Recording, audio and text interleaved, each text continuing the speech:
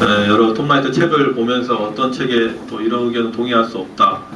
톱라이트가 좋은 점도 있지만 이건 문제가 있다. 뭐 그런 얘기도 좋고, 일단 여기 이 공간은 10시까지 사용할 수 있습니다. 그런데 정리를 해야 되니까 한 45분까지 한 2, 30분 정도는 자유롭게 조금 얘기하고 또 이렇게 자기 또 소개도 해주실 수 있는 분은 소개도 해주시고, 또 나는 톱라이트를 읽었는데 내가 보는 톱라이트는 이런 것이다. 그렇게 좀 편하게 얘기하는 시간을 좀 가졌으면 좋겠습니다. 예. 네, 저는 이태관 목사라고 합니다. 우리 모임이 옛날 처음에 시작했을 때, 또 제가 나올 때마다 다들 명색에서는 목사고 대부분 이제 평신도이기 때문에 늘 부담감이 있었고, 늘 하나라도 막 더 말했다 생각하는데 오늘은 그야말로 아주 놀러 왔습니다. 발표도 안 하고 책도 열심히 안 읽고 와서 가벼운 마음으로 와서 아주 좋은 강의를 듣고 질문을 좀 하나 드리고 싶은 게 있는데,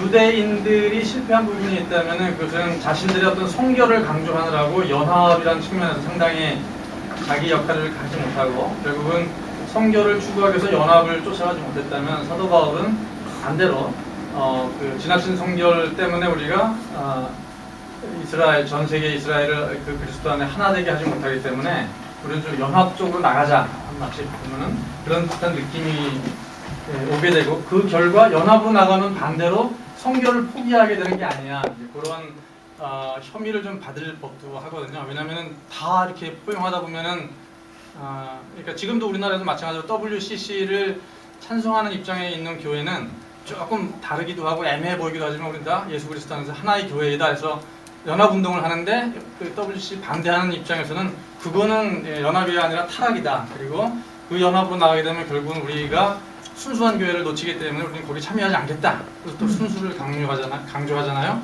그런 측면에서 톰 라이트가 이야기하는 그 바울 신학이 성결을 좀 등한시한 것이 아닌가, 그런 오해에 대해서 어떻게 생각하는지. 그런가 하면 한편으로 톰 라이트를 반대하는 측에서는 오히려 톰 라이트는 펠라기우스주의자이다 라고 하는데, 펠라기우스주의자는 쉽게 말하면 율법주의자 같은 건데 우리가 행위를 통해서 구원을 얻자라고 하는 건데, 이렇게 성결을 포기하고 연합을 강조하는 톰 라이트가 또 바울 신학이 어떻게 또 펠라기우스주의처럼 될 수 있는지, 그게 약간 좀 헷갈리는 부분이 있거든요.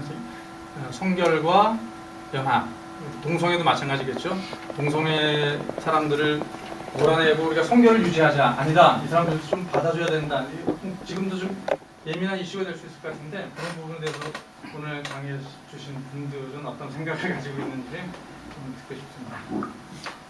최현만 선생님, 답변을 해주실 분 목사님이 이 질문을 해주시면 굉장히 어려워서 최현만 선생님 그냥 프리토킹 하시죠. 한국말로 하시면 됩니다.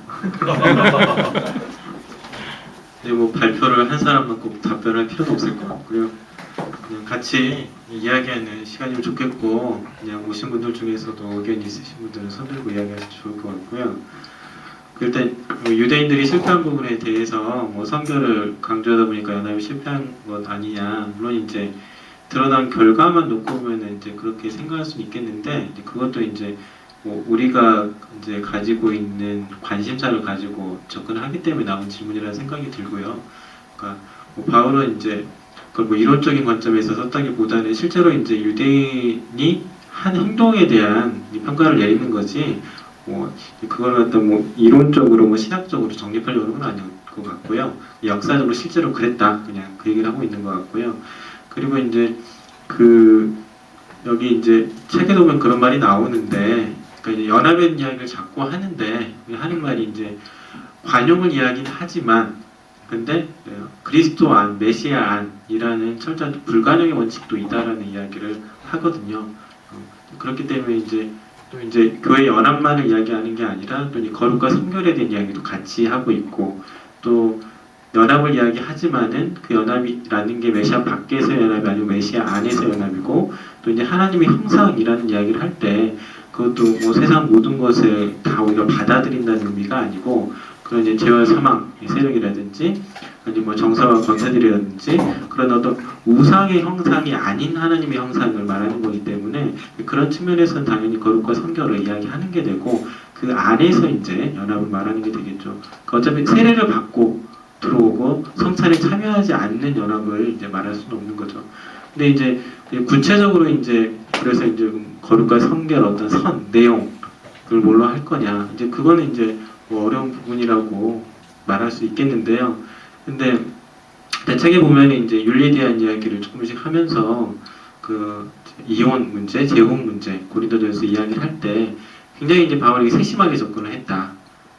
그러니까 이제 뭐 배우자가 믿는 사람이 믿지 않는 사람이냐, 이미 이제 뭐 믿지 않는 사람 결혼한 경우도 있고, 그런 상황들에 대해서 이제 되게 세심하게 구분하면서 접근을 했다. 그러니까 바울은 이제 이론으로 윤리를 한 사람이 아니라 목회자로서 현실에 본인이 가지고 있는 그 신학을 적용하러 했기 때문에 윤리도 이제 현실과 관련해서 봐야 되는데 그럼에도 그 윤리를 적용할 때는 그 항상 아까 말했던 교회 연합과 거룩과 성결 이런 원칙 또 이제 더 나아가서 이제 뭐 서서에 관한 이야기 이렇게 나오는데 그리고 하나님이 이제 창조해 두셨던 목적 남녀 연합에 두셨던 목적 이런 이제 성격적인 개념을 가져와서 적용을 한다는 거죠. 근데 그럴 때에도 뭐 일괄적으로 적용하는 게 아니라 항상 그 상황을 염두에 두고 적용했다 뭐 이런 건데 뭐 방금 이제 동성애에 대한 이야기는 뭐 사실은 쉽게 말할 수 있는 이야기는 아닌 것 같고요. 그러니까 뭐 결국 이슈는 뭐 결국 동성애를 죄로 볼 거냐 안 볼 거냐 그리고 이제 동성애자들을 이제 교회에서 이제 어떤 태도로 이제 대할 거냐 뭐 핵심 문제긴 한데 근데 사실은 이제 그거를 둘러싸고 이제 우리가 생각하는 관점이나 실제로 우리가 그 주제에 대해서 이제 보이고 있는 태도 안에도 또 사실은 또 여러 가지 이슈들이 또 들어가 있잖아요.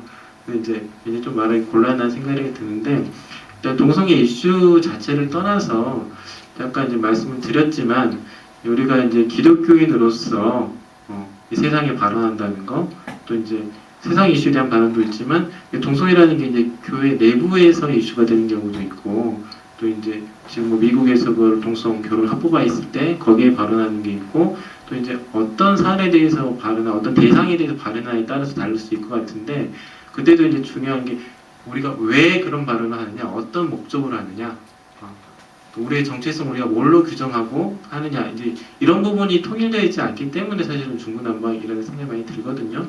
그런 의미에서 사실은 이제 우리가 기독교인이라는 게 뭐냐 사실은 그런 거에 대해서 사실은 정립이 돼야지 사실은 한 목소리를 낸다면 낼 수 있지 않을까라는 생각이 들어요.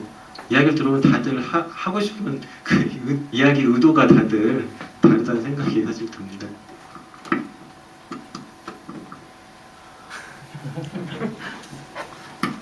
네, 그래서 바울이 이제 그 율법 토라를 어떤 부분을 굉장히 거의 무시하고 배제시키고 또 어떤 부분을 굉장히 강화시키는 그 기준이 바로 에클레시아의 연합과 성결이라고 딱 명시를 하거든요.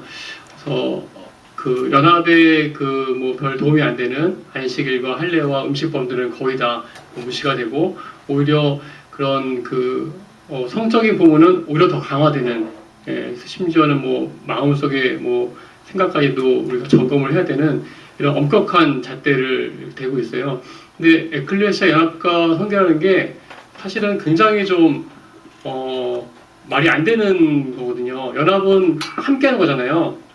모두가 함께하는 거고 성결은 철저히 분리시키는 거거든요. 철저히 해결을. 그러니까 하나됨과 분리됨이 어떻게 기준이 같이 적용될 수가 있겠어요. 그래서 사실은 그냥 읽을 때는 몰랐는데 요즘에 계속 동성애 이슈가 이제 이슈가 되면서 다시 한번 생각해봤더니 이게 사실은 굉장히 좀 어려운 주제더라고요. 에클레시아의 연합과 성결 말은 참 좋은데 연합과 성결하는 자체가 서로가 다 상반된 개념이 그게 바로 기준에 서야 한다는 것이 좀 힘든 그런 부분인데 제가 생각하기로는 어느 것도 포기하지는 않았으면 좋겠다 생각이 들어요. 왜냐면은 바울이 얘기하는 거는 유대교와의 연속성이잖아요. 유대교는 사실은 이런 긴장 그러니까 어떤 뭐 임의와 아직을 예를 들면은 임의와 아직이라든가 아니면은 율법이 가지고 있는 어떤 긴장성을 놓치지 않는 게 유대교거든요. 예. 그러니까 이 어떻게 보면 톰라이트의 의견도 연합과 성결이라는 어떤 두 축이 사이에서의 긴장을 놓지 않는 것이 어떻게 보면 좀 키포인트 같고요.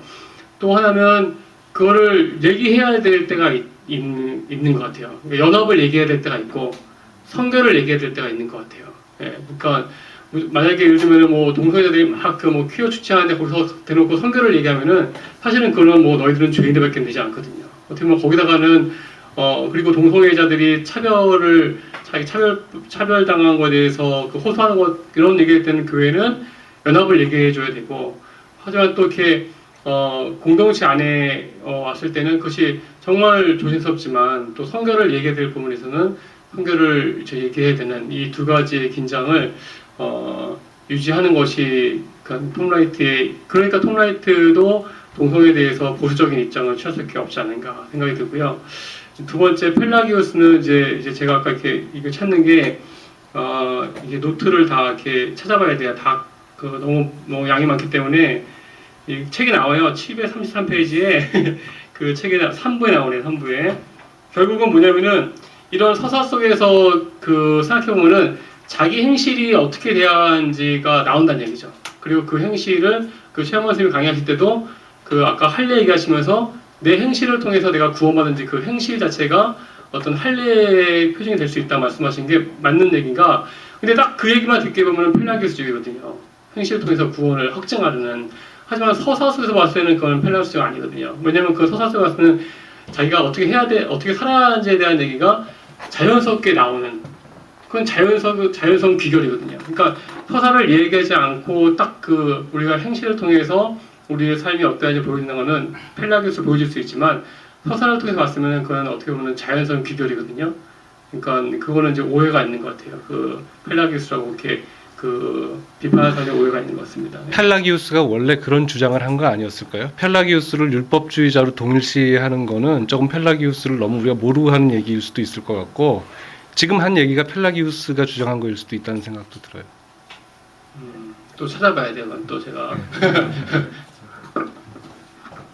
펠라기우스주의 얘기가 나와서 그냥 그거를 이해하는데 그냥 뭐랄까 팁이 되는 관점 그냥 하나 설명을 드리면 그 칭의랑 관련된 논쟁을 보면 이제 최초의 칭의와 최종적 칭의를 두 개를 분리하는 설명이 있거든요. 근데 그거랑 관련해가지고 이제 유대교에서 말하는 칭의는 보통 이제 행위로 말미암아 의롭게 된다는 최종적 칭의를 이제 두고 말하는 거거든요. 그러니까 유대인들은 이미 하나님의 백성이 된 사람들이고 특히나 이제 언약의 저주를 받아 흩어져 있을 때 그런 상황에서 그들이 율법을 지키면서 이제 그들이 의로운 삶을 하나님께서 이제 종국에 인정해 주실 것이라는 믿음이 칭의잖아요.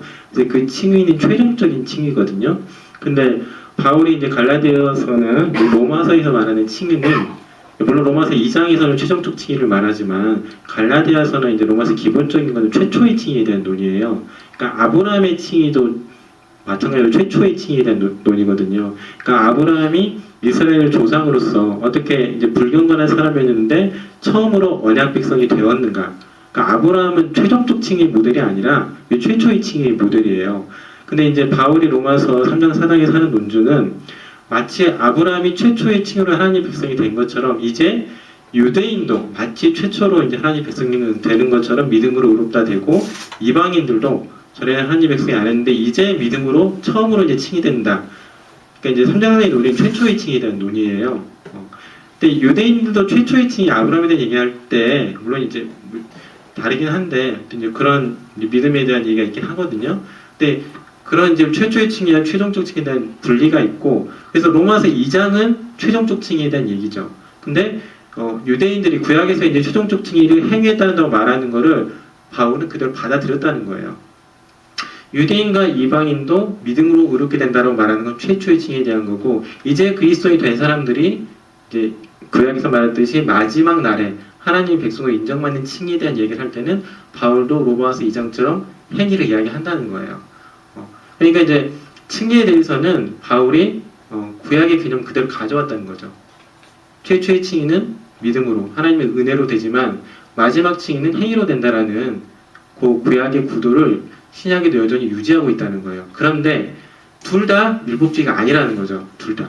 율법주의라는 거는 이제 행위로 구원받는다라는 거 이제 구원 하나만 놓고 보는 거잖아요. 근데 이제 칭의라는 개념 자체가 그런 이제 그냥 하나님과 일대인 관계에서 구원을 받느냐 안 받느냐의 문제가 아니라 아까 계속 말한 이런 구원의 어떤 서사, 역사의 흐름 안에서 하나님께서 자기 백성을 부르시고 그 백성이 하나님께서 이래서 통치하고 또 그런 그들의 삶이 마지막에 하나님께 인정을 받는다는 그런 얘기를 말하는 거지 단순히 개인이 그냥 죄가 없어지고 의롭게 되어서 뭐 구원을 받는 그런 얘기가 아니라는 거죠. 그런 토대에서 이야기를 해야 되고 그리고 이제 그런 펠라기우스도 관련해가지고 이제 또 이제 만약에 하나님이 하신 거냐 인간이 한 거냐 이게 항상 문제가 되는 거잖아요. 그러니까 의롭게 되는 건 하나님 은혜로 돼야 되는데 왜 그 인간의 행위가 개입될 수 있냐 이게 계속 이제 문제가 되는 건데 근데 이제 뭐 톰라이트식 표현을 쓰자면은 그거는 하나님이 100하는 거고 인간이 100하는 거라는 거죠. 그러니까 인간이 100 하나님이 0이면 펠라기우스고 인간이 50 하나님이 50하면 세미 펠라기우스고 이렇게 되는 거잖아요. 하나님 은혜로 하면은 하나님 100 인간이 0 이렇게 되는 거잖아요. 톰라이트식 말은 둘 다 100백이라는 거예요. 성령이 우리와 함께 하셔가지고 우리가 성령을 받아 마음이 새롭게 되고 율법 우리 마음에 새겨지면은 하나님 우리 안에 들어오셔서 우리가 변화를 행하는 거기 때문에 인간 100 하나님 100이라는 거죠. 그러니까 이거를 이제 하나님과 인간의 사랑의 관계에서 파악을 해야 되지 자꾸 믿음과 행위의 구도 틀로 놓고 몇 대 몇이라고 놓고 보기 때문에 이제 그게 해설이 안 된다는 거죠. 그러니까 사랑이나 언약 이런 성경적인 개념으로 보면은 굳이 믿음과 행위를 분류할 필요가 없다는 거죠. 상당히 만족스럽고요. 예. 그러니까 결국은 아우구스티누스와 펠라기우스가 하나로 연합됐을 때 온전한 서사를 이룰 수 있다. 이런 느낌으로 다가오는 것 같아요. 예, 뭐 보충 설명 더 하시겠고요. 이제 아무튼 칭의론이 제일 뜨거운 강자고 또 공격도 많이 받는데요. 근데 아무튼 뭐 이렇게 우리가 개인이 내가 죄를 지었는데 하나님께 못 갔는데 하나님이 나를 구원하기 위해서 예수님을 줬다. 우리 이제 일반적인 개인적인 의로움의 서사인데 톰라이트가 얘기한 것은 사실은 개인적인 구원, 개인적인 의의 개념보다는 어떤 그 계약 공동체로서 이스라엘을 택했고 아브라함의 자손과 이스라엘의 공동체가 결국 에클레시아 교회의 공동체, 메시아 안에서 그 공동체의 의로움을 아까 말한 최초의 의처럼 그렇게 주신 거고 내가 그 공동체에 속해 있음으로써 하나님의 의로움의 안에 들어가서 이렇게 뭐 종말론까지 가는 그런 개념인 것 같아요. 그래서 그 개인적으로 내가 뭐 구원, 죄상 그런 개념보다는 아무튼 뭐 좀 더 좀 그래서 이제 톰라이트 칭의론이 교회론적이다, 좀 더 관계론적이다 그런 얘기를 많이 하는 것 같고 이 서사의 그 바울 서신에서 말하고 하는 개념이 지금 우리가 그 사형리에서 나는 죄인인데 하나님께 못 가는데 예수님 보내주셔서 그 다리를 건너서 간다라는 그런 개념보다는 우리가 이제 그 사형리에서는 이스라엘의 얘기가 싹 빠져버렸잖아요. 이스라엘은 빠졌고 나는 죄인인데 하나님께 가야 되는데 못 가는 그 서사에서 빠진 게 어떤 이스라엘이라는 공동체고 그 공동체가 어떤 예수를 대신 예수가 그 이스라엘을 이제 대표한다기보다는 사실 예수가 참 이스라엘이죠. 그래서 그 안에 들어감으로써 예전에는 토라라는 이스라엘의 공동체로 들어갔다면 지금은 예수를 따름으로써 예수 공동체에 들어감으로써 그 구원의 공동체 안에 자기가 속해 있는 건데 그게 이제 그 중심이 개인과 하나님이 있다라면 예수는 도구밖에 안 되거든요. 내가 예수라는 도구를 하나 얻어서 하나님께 나아간다. 그런 개념이 아니라 하나님과 예수가 오히려 주체가 되고 내가 그 속에 편입을 함으로써 하나님의 의로우심 안에 들어간다라는 그런 개념이 조금 다른 것 같아요. 생각해 보면. 그랬을 때 좀 더 그런 어떤 교회론적인 것, 또 공동체적인 것, 아까 말했듯이 연합이라는 것도 결국은 개인의 성결만 본다면 연합은 중요하지가 않은데 연합이라는 것은 교회로 봤을 때는 그건 이제 공동체이자 에클레시아이자 어떤 무리가 되기 때문에 그래서 자꾸 여기서 나오는 그 일본이가 제일 많이 강조되는 건 사실은 권속이란 말인 것 같아요. 사실은 권속이란 말을 처음부터 끝까지 계속 얘기를 하는 게 에클레시아 그 공동체 안에 그 개념을 개인이 아니라 권속의 의미로 하지 않았나 생각이 듭니다. 뭐 이게 좀 더 도중이 나이면 또 다른 주제의 이슈들 이제 뭐 또 토론 더 해주셨으면 좋겠는데요. 뭐 이태강 목사님이 더 보완 설명해 주셔도 좋고요. 네. 간단한 질문 하나 하고 복잡한 질문 하나.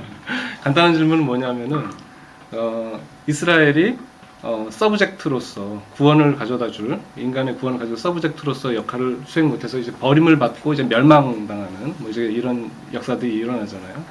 그러면은 거기서 이제 버림과 멸망이라는 거는 어떤 구원적인 의미에서 버림과 멸망인가, 아니면은 그 역할을 할 서브젝트로서의 직위를 해직당하는 의미에서 버림이냐, 그거를 좀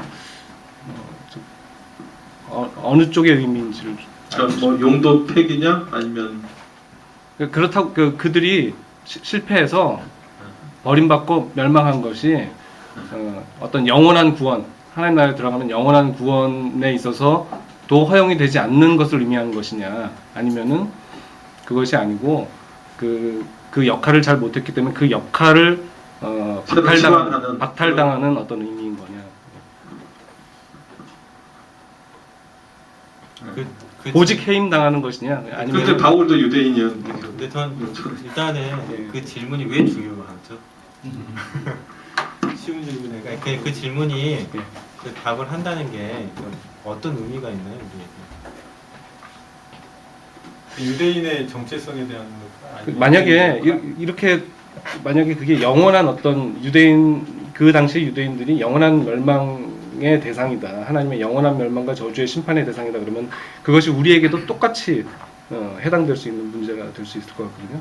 현대 기독교인들이 세상에게 하나님을 드러내는 역할을, 그다음에 예수의 구원을 잘 드러내는 역할을 제대로 하지 못했을 때 우리도 똑같이 영원한 심판과 멸망의 대상이 되는 것이고, 그게 아니라면 우리가 보직 해임은 당하지만 인간으로서 어떤 하나님 긍휼을 입을 수 있는 대상으로서의 그 긍휼의 대상은 그대로 유지되는 것이다, 이렇게 해석될 수 있을 것 같아요. 그러니까 버림을 받았지만 버림을 이제 스스로 당한 거죠. 그러니까 신실하지 못했기 때문에 이제 하나님의 역할을 못한 거죠, 그렇죠? 그래서 원래 그 목적물을 신자한테 갖다 주는 역할을 해야 되는데, 일단 그 버림받았다는 자체는 그 역할을 못했다는 거죠. 신실하지 못해서 결국은 그 역할을 못했다는 건데, 결국 아까 처음에 그 예를 들었듯이 소방차를 이해하시면 될 것 같아요. 이스라엘이 가다가 구렁에 빠진 상태인 거죠. 그러니까 스스로 버림을 당한, 스스로 신실하지 못해서 결국은 버림받는 처지에 놓이게 되었고, 하지만 그 자체로 폐기되어진 거 아니고, 그걸 못해서 그 소방차가 폐기된 거 아니고, 하나님은 그 소방차를 다시금 쓰기로 원하셨던 거죠. 그래서 예수를 보내신 거고, 예수가 이스라엘의 대표자와 메시아가 됐기 때문에 다시 소방차가 일어나서 갈 수 있다는 거죠. 그래서 그 아브라함 헤슈엘의 그 예언자들이라는 책을 보면은, 거기에 보면 제2사야서의 53장에 나오는 그 고난받는 종이, 그 유대인들은 지금도 그 고난받는 종을 예수로 보지 않고 이스라엘 자신을 보거든요. 이스라엘이 세계를 구원하기 위해서 지금도 고난받고 있고 이런 고난의 역사를 갖고 있다라고 보는데, 어떻게 보면 그 이야기가 연결선상에서 예수를 이스라엘의 메시아, 예수를 이스라엘의 대표자로 보게 된다면은 예수를 통해서 이스라엘은 다시 한번 그 역할을 수행할 수 있는 위치가 되는 거거든요. 그러니까 그 용도 폐기는 아닌 것 같고, 버림받았다는 거는 하나님의로부터 버림받는다는 의미보다는 자기 스스로 신실하지 못했기 때문에 버림받는 위치에 처해진 거고, 하나님이 예수를 통해서 다시 한번 이스라엘을 이제 그 역할을 감당할 수 있게 했다고 이렇게 보는 게 좋을 것 같아요. 그래야지 연속성상이 있는 것 같아요. 저는 그 질문이 지금 그러니까 우리 개인이라든지 아니면 현대 우리 교회에게 어떤 의미가 있냐, 사실 이제 그게 더 중요하다고 생각하는데, 그러니까 이를테면 개인적인 관점에서 보자면, 그래서 내가 그 지금 하나님께서 나에게 맡기신 직무를 잘 못 수행하게 될 경우에 내가 어떻게 되느냐. 그러니까 이제 뭐 보통 얘기하면 나 구원 받을 수 있냐? 그럼 나 지옥 가는 건데, 사실은 이런 생각하게 되는 거잖아요. 고린도전서에서 바울이 이제 직무자에 대한 평가를 이야기하면서, 그러니까 불에 이제 공력을 시험 당하고 그래서 이제 가까스로 이제 구원받는 사람도 있고 뭐 이런 얘기를 하잖아요. 그런 거 보면은 좀 잘못해도 그래도 구원을 받나 보네 뭐 이런 느낌도 있긴 하지만, 그래도 내가 지금 하는 게 나는 잘하고 또 생각하는데 완전히 뭐 그냥 반하나님적인 일을 할 수도 있는 거잖아요, 사실은. 그럴 때는 내가 구원 못 받고 이제 정말 지옥 가는 건가? 뭐 이런 생각을 할 수도 있는 거고. 근데 이제 뭐 이스라엘이나 교회 전체로서 이제 직무를 뭐 이렇게 용도 폐기되냐, 뭐 아니면 뭐 이런 얘기를 하는 거는 제 생각으로는 좀 추상적인 이야기 같고, 뭐 특별히 그 답을 할 수도 없고, 또 답을 하더라도 같고 우리 삶에 의미는 없는 이야기 같고 제 생각으로는 저는 이제 성경이 우리가 가진 어떤 그런 뭐 구원 받냐 안 받냐, 그럼 지옥이 있냐 없냐, 뭐 이런 문제에 대해서 일단 우리 궁금증을 다 해소시켜 주진 않는다고 생각을 하거든요. 또 더 중요한 거는 그게 아니고 결국은 그냥 지금 우리가 하나님 앞에서 무릎 꿇고 어떻게 우리에게 맡겨진 삶을 잘 사느냐가 좀 더 중요하다고 생각을 하거든요.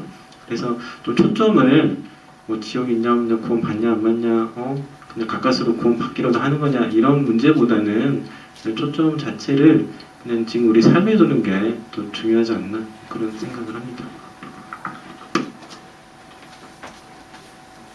네, 무슨 네, 제 생각은 어쨌든 그래도 그게 중요한 이유가 뭐냐면 예수님도 이제 슬피 울며 이를 갈미시고 쫓겨나서 슬피 울며 이는 유대인들이 자기에게 주어진 역할을 잘 감당하지 못했을 때에는 동서남북에서 다 일로 몰려오지만 원래 이방 유대인들은 쫓겨나서 슬피 울며 이를 간다는 얘기는 어떤 응당의 처벌이든지 뭐 지옥이든 일이 있지 않겠는가 하는 그런 부분, 그런 이야기를 예수님이 하신 이유는 판단 잘해라는 거죠. 지금이 어느 때인지 저희들이 바울의 노선으로 가야 될지 아니면은 열심당의 노선으로 가가지고 바울을 처벌하는 쪽으로 가야 될지 이스라엘이 지금 기로에 서여 있는데 저희들이 잘못하면은 쫓겨나서 슬피 울며 이를 갈고 있을 것이다 라는 것을 기억하고 올바른 자리를 서 있어야, 그래 얘기는 오늘날도 우리에게도 동일하게 주어지는 관점으로 보여지고 그렇게 하면은 그에 대한 책임을 어떤 식으로든지 져야 될 거라 생각하고요. 그 책임이 지옥불에서 영영 형벌을 받는 것이냐 아니냐에 대해서는 보수적인 사람은 받는다라고 확실하게 영원히 받는다 얘기하는 것이고, 존 스토트 같은 경우는 그렇게 하면 좀 너무 억울하니까 그냥 소멸돼서 없어진다 얘기하는 거고, 톰 라이트는 뭐 사람이 아닌 이상한 존재가 돼가지고 뭐 그렇게 받아도 별 문제가 되지 않을 것이다 얘기하는 거고, 몰트만 같은 경우는 결국은 하늘과 땅 아래에 있는 모든 우주 만물이 그리스도 앞에 무릎을 꿇기 때문에 심지어 지옥조차도 마귀조차도 종국에 가서는 예수 앞에 무릎을 꿇고 돌아올 것이다. 만유구원은 나가는데 종국적으로 그 전에 형벌을 받겠지만 언젠가는 돌아온다. 뭐 이런 식으로 다양한 식으로 신학자들은 그냥 이해가 할 수 있는 식으로 설명을 하죠. 하지만 정확한 답은 저도 알 수는 없다는 거고, 다만 분명한 것은 울며 이를 갈미 있기 때문에 그거에 대해서 너의 행동은 분명하게 지금 위치에서 잘 결단해라는 것은 유효하다고 생각이 듭니다. 저도 그 말씀에 동의하고요. 그러니까 그게 제일 중요하다고 생각하거든요. 그러니까 그 경고를 하는 게 사실은 지옥이 실제하다는 걸 강조하는 것보다는 방금 말씀하신 좀 지금 너의 삶을 결단하는 게 중요하다는 걸 강조하는 건 맞고, 그 연관해서 이제 톰라이트 싫어하는 사람들이 싫어하는 이유가 너무 직무를 강조하거든요. 그러니까 우리가 이제 교회로서 에클레시아로서 가진 그 임무, 청지기질 되게 부담을 많이 주거든요.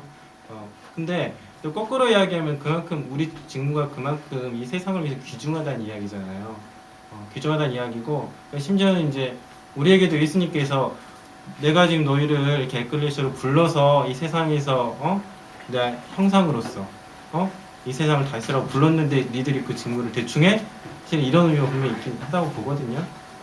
근데 이제 경고가 심하다는 말은 그만큼 우리에게 맡겨진 직무가 귀하다는 건데, 근데 이제 요즘 문화가 그런 것 자체가 좀 부담스럽게 그냥 편한 종교를 추구하는 분위기 때문에 부담스럽게 다가가는 건데, 근데 이제 하나님께서 우리에게 맡기신 직무의 고귀함을 일단은 좀 더 잘 받아들일 수 있고, 그게 정말로 우리에게 주신 은혜고 존귀함이라는 걸 알게 되는 쪽으로 이제 흘러가면 좋겠습니다. 네, 저기 맨 뒤에 계신 분. 네. 교회에 대한 질문은 아닌 것 같고, 좀 크게 이렇게 교회에 이렇게 막 이득이 되는 질문은 아닌 것 같고, 좀 공부하는 입장에서 이제 좀 질문을 드리는 건데요. 이제 제가 이제 톰라이트 무늬를 보면은 사실 이제 바르트 파이론하고 이렇게 좀 차이를 좀 잘 못 느끼겠거든요. 그냥 바르트도 유대 전통에서 그 기독교인의 주체성을 찾고 있고, 이분도 그렇게 찾고 있는데 그냥 좀 토라에서 찾는 거랑 이제 바르트는 이사야에서 찾는 거랑 그 두 개에서 뭐 차이가 그렇게 극명하게 나뉘는지 좀 잘 모르겠어요. 예, 뭐 그 대답은 뭐 이렇게 전문 신학자가 하셔야 할 것 같긴 하고요. 그냥 이제 개인적으로 제가 요즘 바르트 이렇게 강의 듣고 있는데 느낌으로는요, 바르트 중심은 아무튼 예수의 화해론인 것 같아요. 그 낮아지신 하나님, 이렇게 그리스도의 순종을 통해서 이미 객관적으로 화해는 이루어졌고, 그러니까 우리가 주관적으로 예수를 믿어서가 아니라 이미 하나님이 화해를 이루어 놓고 그것을 받아들이는 그런 걸 말하고 있고, 톰 라이트는 예수의 죽음과 부활을 굉장히 부활을 좀 강조하는 것 같아요. 그러니까 바르트도 부활을 강조하지만 바르트는 어떤 순환과 낮아지심 또 화해를 강조한다면 톰 라이트는 사실은 이 부활을 굉장히 강조합니다. 그래서 역사적 예수나 뭐 다른 데서 공격을 많이 하더라도 톰 라이트는 봐라 나는 부활을 믿는다 라고 하면서 이제 방어를 하는데 그 예수를 이제 이스라엘의 어떤 서사 속에서 예수의 역할, 예수의 메시아직을 강조를 이제 해서 유대인들이 기다리던 그 메시아가 사실은 유대인들이 그 기다리고 있던 거 유대인들이 회복을 하고 유대인들이 다시 하나님의 나라의 백성으로 영광스럽게 회복되는 이제 이방인들은 다 멸하고 그런 종말을 기다렸는데 예수님은 그거하고 상관없이 오히려 십자가에서 못 박혀 죽고 이스라엘은 영광이 아니라 또다시 고난의 길고 그렇게 하는 그러니까 전혀 이스라엘이 기대하지 않은 방법으로 갔는데 그것이 기이한 어떤 승리, 기이한 하나님의 어떤 순종으로 말미암아서 하나님이 이 땅에서 드러난 메시아의 시작이 된 것이다라고 얘기를 보고 있기 때문에 둘 다 뭐 예수님의 어떤 십자가 중심의 그런 사역은 똑같이 일맥상통한 것 같기는 하고요. 근데 이제 기본적으로 톰 라이트는 바르트가 어떤 역사적인 맥락, 그러니까 제2성전기나 유대적인 그런 어떤 많은 배경이나 그런 것들을 제대로 검토하지 않고 어떤 자기 사유 체계로 한 게 아니냐라고 하면서 조금 의심을 하는 것 같아요. 근데 이제 바르트는 사실 조직신학자이자 로마서를 보면서 묵상을 했나라고 생각했는데 바르트 책을 보면은 그 굉장히 어떤 설화에 대해서도 조금 비판적인 부분도 있고 어떤 역사 그런 맥락도 다루고 있거든요. 그래서 그 시대에서 연구가 안 된 부분도 있지만 바르트도 그 부분을 많이 고민을 그러니까 사실적인 역사와 어떤 해석되어진 역사 어떤 그런 부분에 대해서 고민은 한 것 같아요. 그래도 이제 시기적으로는 히틀러나 어떤 나치즘 거기에서 바르트는 어떤 전쟁 속에서 어떤 순환과 고난을 통해서 하나님에게 우리에게 화해를 주었다. 어떤 그런 어떤 배경이 좀 있었던 것 같고 톰 라이트는 포스트 모더니즘 시대니까 우리 시대에서 우리는 무엇이 사실인지 무엇이 진리인지 알 수 없다. 또 성경조차도 해석되어진 것이지 역사는 존재하지 않는다. 역사적인 예수는 알 수도 없고 알 필요도 없다.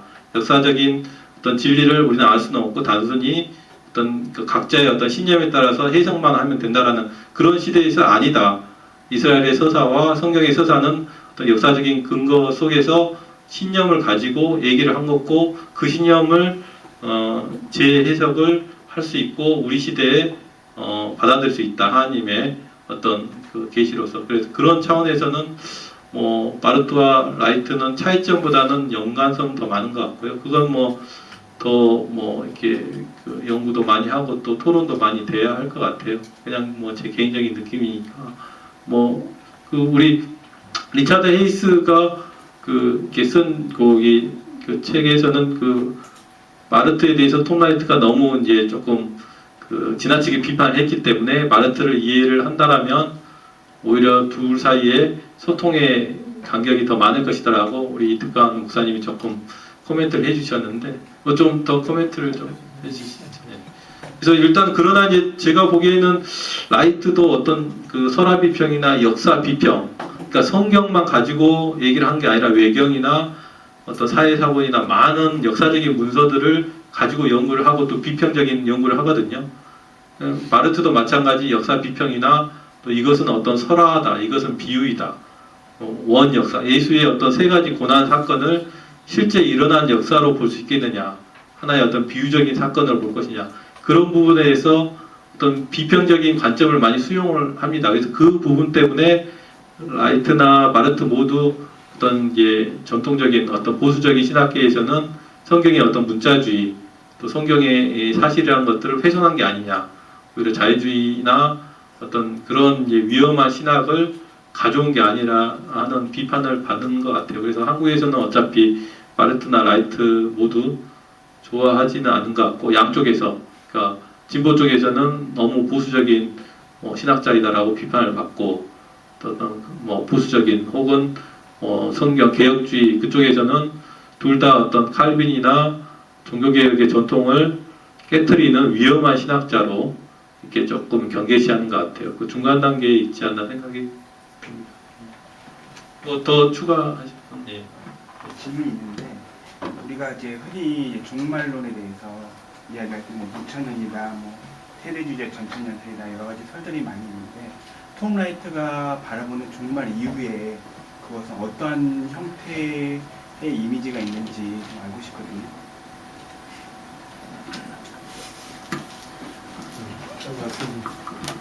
저는 그 부분 솔직히 열심히 공부해서 잘 모르겠는데요. 톰라이트 의견은 잘 모르겠습니다. 톰라이트 종말로는 그 마침내 드러난 하나님의 나라, 그 다음에 뭐 죽음 이유를 말하는 그런 책이 있는 것 같은데요. 사실은 조금 위험한 게 많이 있어서 저도 정리는 쉽게 안 되고, 결국 이태관 목사님이 조금 부탁을 드려야 할 것 같기는 한데요. 예, 종말로는, 근데 이제 전통적으로 우리가 죽으면 천국과 지옥이 있다 해서 확실한 것은 연옥이나 지옥에 대한 언급은 톰라이트는 안 하고 있습니다. 연옥이나 천국은 사실은 없다라는 쪽에 가까운 것 같고, 천국은 지금 하나님과 동행하는 이 단계가 연속되어진 것이 사후의 천국이 아니냐, 그런 쪽을 보는 것 같아요. 마지막 이태관 선생님이 목사님이 그 부분만 코멘트 하시고 이제 일단 전체 시간을 마치도록 하겠습니다.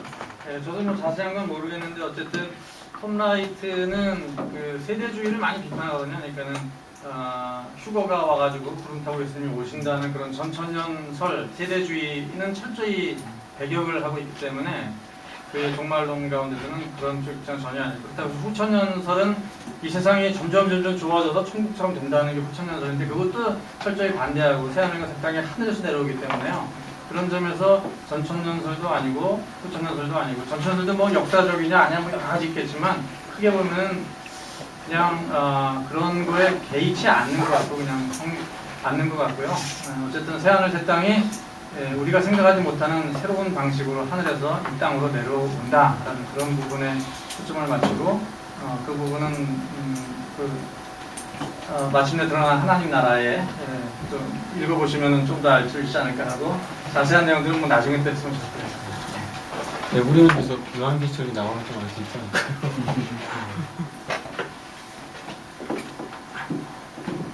예, 뭐 다 같이 한번 기념사진 한번 좀 찍으면 좋을 것 같은데, 이제 이쪽으로 나오셔서 다 같이 한번 기념사진 찍고 이제 모든 순서를 마치도록 하겠습니다.